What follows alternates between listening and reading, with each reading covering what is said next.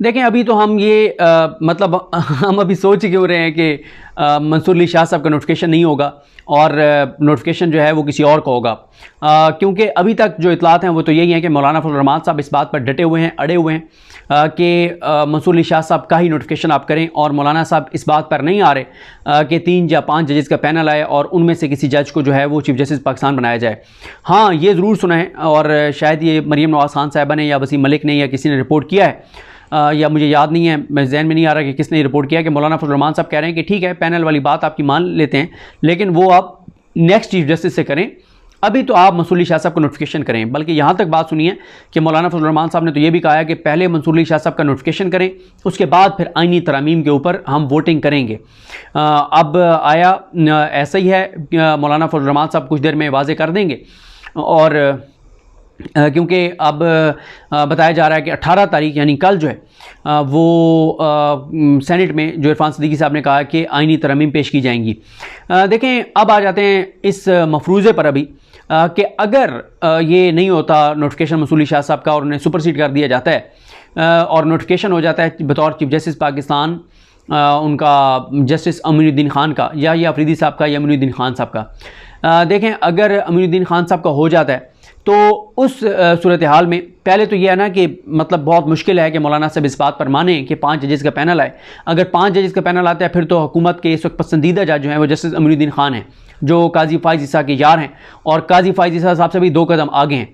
ये लोगों को याद दिलाता चलूँ कि जस्टिस अमीनुद्दीन खान वही हैं जिन्होंने 13 जजेस में से मखसूस नशिस्तों के केस में 2 जज नईम अख्तर अफ़गान और अमीनुद्दीन खान, इन 2 ने जो फैसला दिया वो ये दिया कि ये मखसूस नशिस्तें जो हैं ये सारी की सारी चोरों, डाकुओं, लुटेरों को दी जाएँ, एक भी सीट जो है वो PTI को या सुन्नी इत्तेहाद कौंसिल को ना दी जाए। और ये वो 2 जजेस में से एक है अमीनुद्दीन खान, जिन्होंने अपने फैसले में लिखा था कि ये जो जज हैं, ये जो 8 जज का फैसला है, ये हुकूमत और इस्टेब्लिशमेंट इसको ना माने, तो ये मौसूफ वो जज हैं।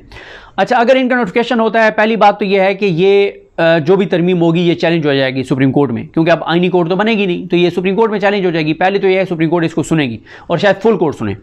दूसरा इसमें ये होगा कि अगर एक लम्हे के लिए हम कहें कि इस पर फौरी तौर पर कुछ होना है, तो फिर अगर अमीनुद्दीन खान साहब का नोटिफिकेशन होता है बतौर चीफ जस्टिस पाकिस्तान, फिर या अफरीदी साहब का तो मैं कुछ नहीं कह सकता वो क्या करेंगे, वो एक कमज़ोर जज हैं, उनके बारे में तासुर कुछ और है, अब तक वो एक कमज़ोर जज साबित हुए हैं, उनका मैं कुछ नहीं कहता। लेकिन मंसूर अली शाह साहब और मुनीब अख्तर साहब का मैं नहीं समझता मुस्ताफ़ी होंगे। वैसे भी देखें ना, जैसे अभी लाहौर में ये हुआ कि 2 सीनियर जजेस को जो है वो सुपरसीड करके और जस्टिस आलिया नीलम साहिबा को chief justice Lahore high court बनाया गया था, तो 2 जज अभी भी काम कर रहे हैं लाहौर हाई कोर्ट में। लेकिन यहाँ पे वो सूरत हाल नहीं है कि जस्टिस अमीनुद्दीन खान का नोटिफिकेशन हो, चीफ जस्टिस पाकिस्तान बने, तो ये अपनी नौकरी बचाने के लिए जो है वो जस्टिस मुनीब अख्तर और मंसूर अली शाह नौकरी के तौर पर इसको करते रहेंगे, ऐसा नहीं है। ये अदालत में नहीं बैठेंगे, ये काम छोड़ देंगे, लेकिन एक बहुत तगड़ी तहरीक शुरू हो जाएगी, बहुत खौफनाक तहरीक शुरू हो जाएगी। मैं पहले भी एक दिन असदुल्ला खान साहब को ये बात बता चुका हूं कि मैंने ये सवाल किया था बैरिस्टर साद रसूल साहब से कि क्या होगा। साद रसूल साहब ने कहा कि ये जज काम छोड़ देंगे। दूसरा उन्होंने मुझे कहा था कि हाई कोर्ट के कुछ जजेस भी काम छोड़ देंगे। तीसरा उन्होंने मुझे कहा था कि 500 से 600 बड़े नाम वुकला के, जो बहुत बड़े नाम हैं, जिनका बड़ा नाम है, बड़ा मकाम है, बड़ा मर्तबा है, बड़ी उनकी फॉलोइंग है, बड़े वो लायक वकील हैं, उन्होंने कहा वो 500-600 वकील जस्टिस अमीनुद्दीन खान के सामने पेश नहीं होंगे।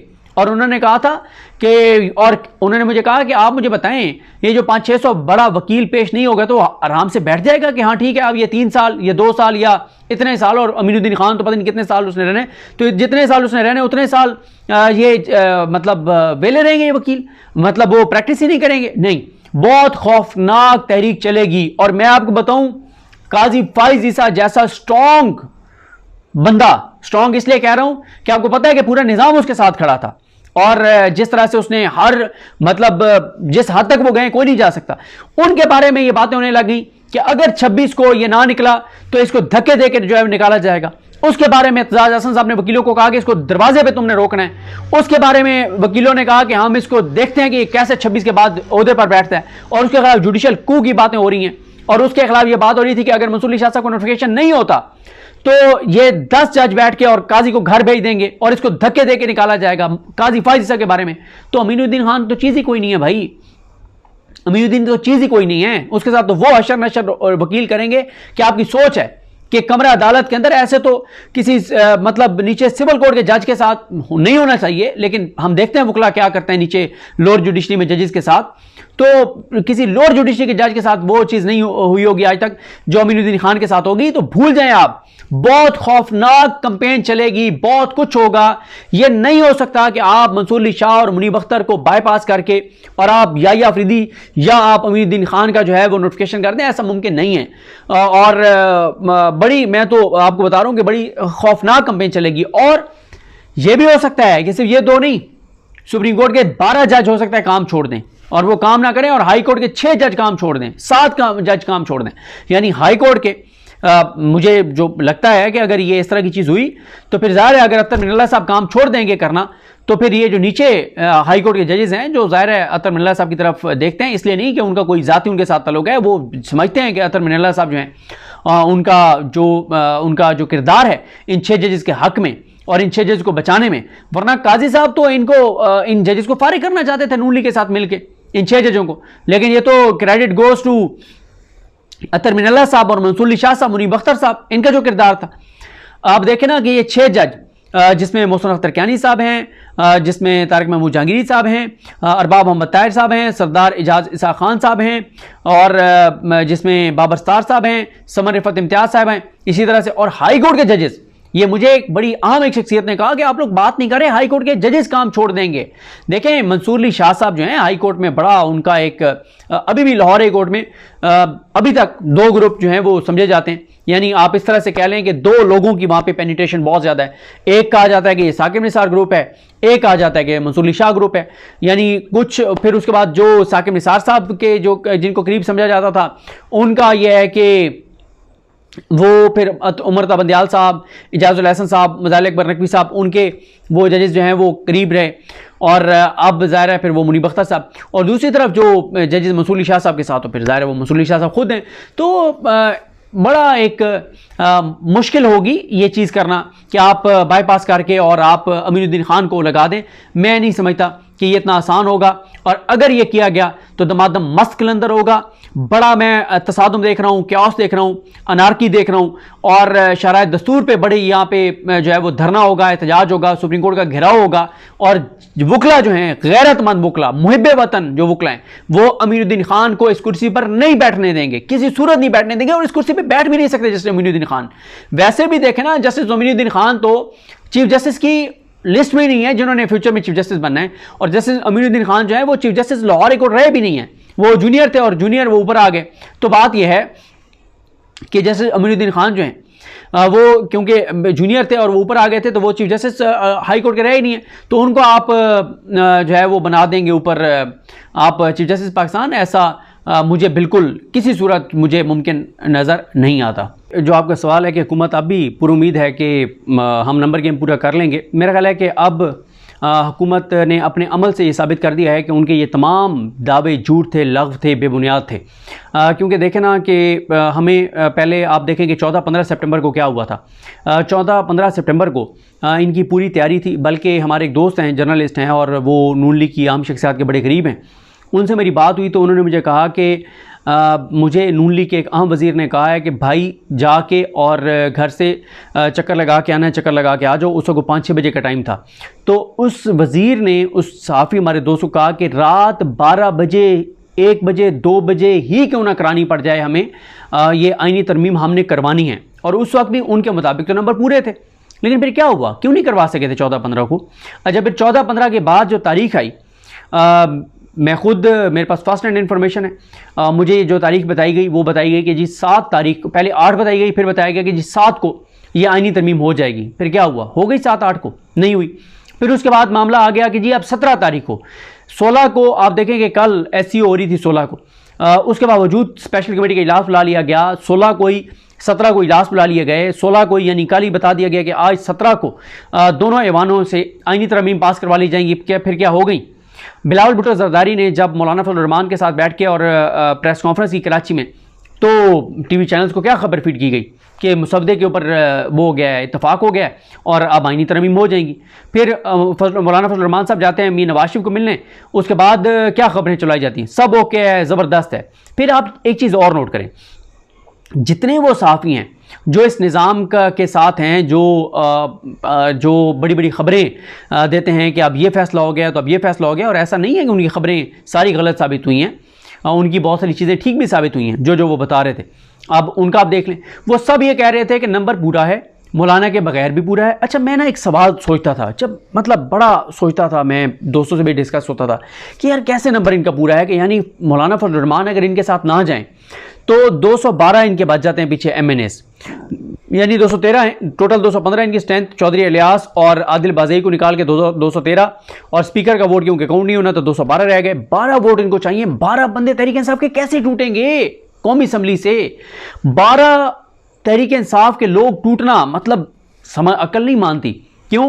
क्योंकि आप देखें कि 8 फरवरी के इंतखाबात के बाद कितना जोर लगाया गया, एक बंदा टूटा, वसीम कादिर, और वो भी वो वसीम कादिर जो पहले से उसकी मामलात शरीफ ख़ानदान और नून लीग के साथ तय थे, और क्योंकि वहाँ से रोयल असगर साहब को मियां साहब ने हराना था, तो इसलिए फिर वसीम कादिर के साथ डील हुई कि ठीक है वसीम कादिर वहाँ से जीतेगा और इसको जीतने दिया जाए, क्योंकि वोट तो ज़ाहिर है PTI का आपको पता ही है लाहौर में इस वक्त क्या सूरत हाल है, और इसलिए जो है वो ये नून लीग में आ जाएगा, तो इसलिए, और वो वसीम कादिर गया, उसके अलावा कोई नहीं गया।